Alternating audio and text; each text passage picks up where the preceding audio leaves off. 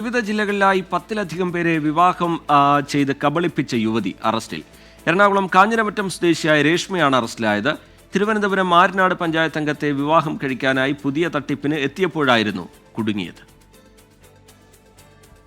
എറണാകുളം കാഞ്ഞിരമറ്റം സ്വദേശിനിയും 2 വയസ്സുകാരുടെ അമ്മയുമാണ് സംസ്ഥാനത്തുടനീളം വിവാഹം കഴിച്ച് തട്ടിപ്പുകൾ നടത്തിയത്.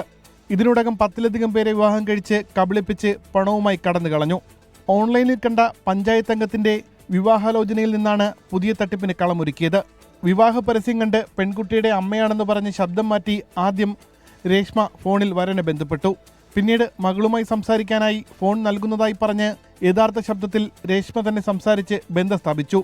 ഇതിനിടെ കോട്ടയത്ത് വെച്ച് പരസ്പരം കണ്ട് വിവാഹം ഉറപ്പിച്ചു. പിന്നീട് തന്റെ അമ്മയ്ക്ക് വിവാഹത്തിന് താല്പര്യമില്ല എന്ന് പറഞ്ഞ് ഒറ്റയ്ക്ക് തിരുവനന്തപുരത്തെത്തി. പഞ്ചായത്ത് അംഗവുമായുള്ള വിവാഹത്തിന് ഒരുക്കങ്ങൾ നടത്തി.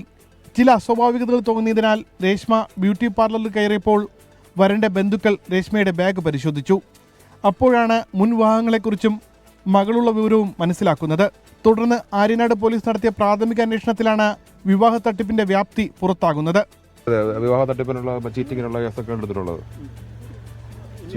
എന്താ നടപടിക്രമം? പിന്നെ കോടതി ഹാജരാക്കും.